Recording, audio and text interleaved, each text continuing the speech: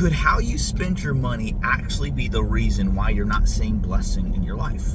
Let's find out. Welcome back to another episode of Do It God's Way. God has been bringing me through this amazing journey inside of Luke. And recently I was in Luke chapter 10, and there was this scripture that really stuck out to me. And it was Luke chapter 10, verses 10 through 11. And I don't have it memorized all the way through, but I know the gist of it. I'm working on memorizing the scripture because of how powerful it is. But it goes a little something like this. Whoever is faithful with very little will be faithful with much. Whoever is dishonest with very little will also be dishonest with much. Then it goes down later on and says, in verse 11, and this is where I don't know it very well, but the gist of it is it says that you have to steward your worldly wealth well. Otherwise, why would you be given great riches? Now, contextually, this is talking about money.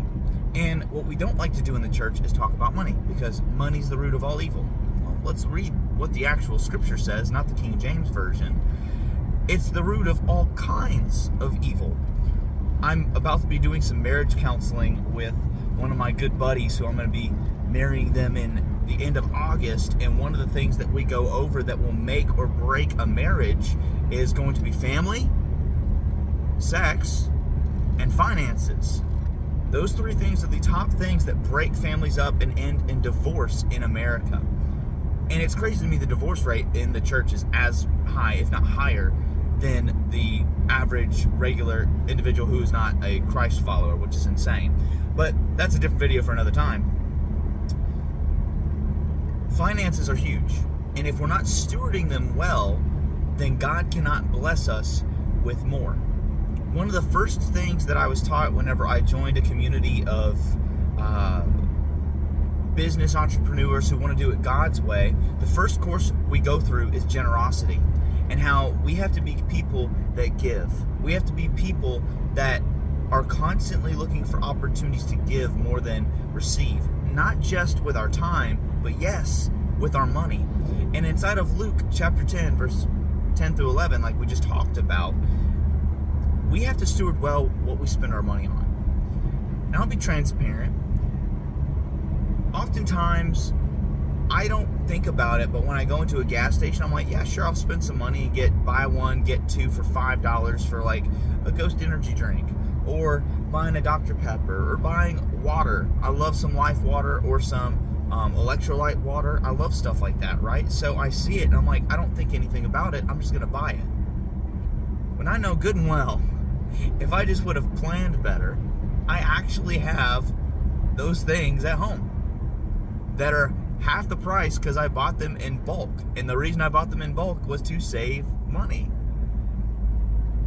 In that moment, at the gas station, I have a choice to steward well and be trustworthy with little and be like, you know what, I don't need that. I'm just here to get gas. Let me get gas and do that. Or not be trusted with it.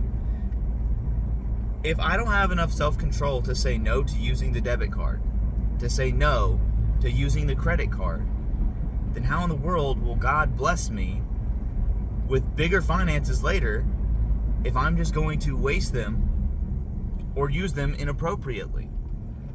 Now, not inappropriately in an inappropriate way, but like I waste them. It reminds me of the parable of the talents, right?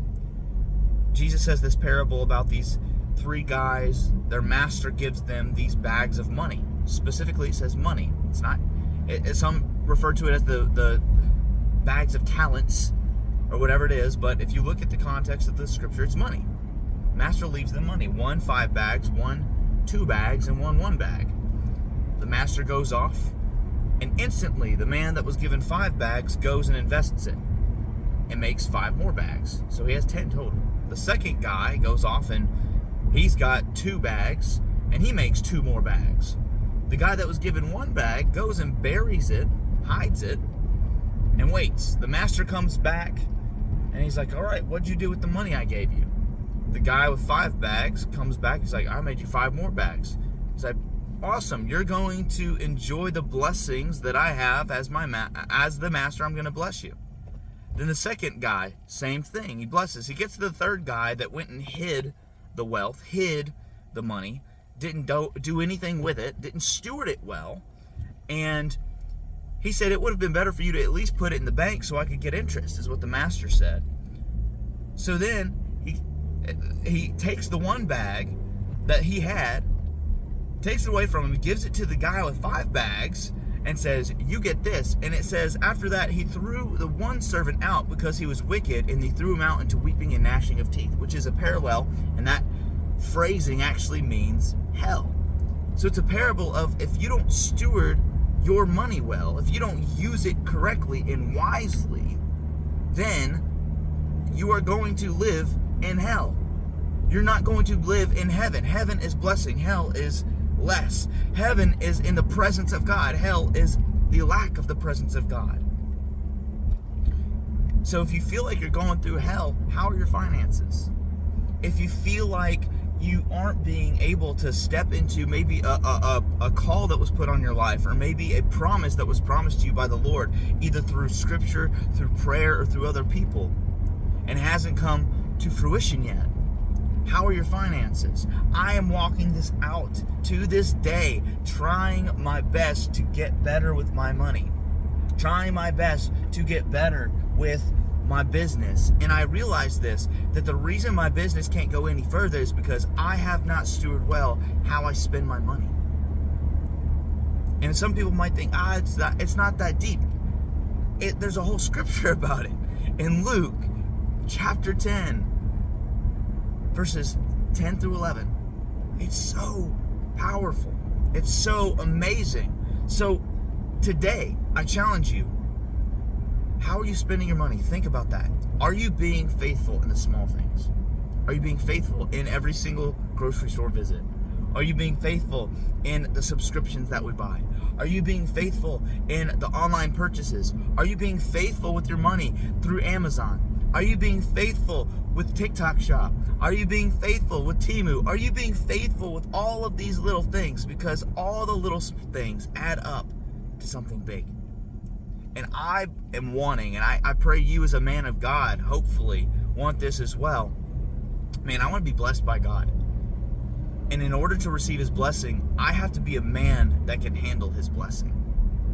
So today, I pray over you. I hope that as you're seeing this video, that you will be encouraged to handle and use your money well.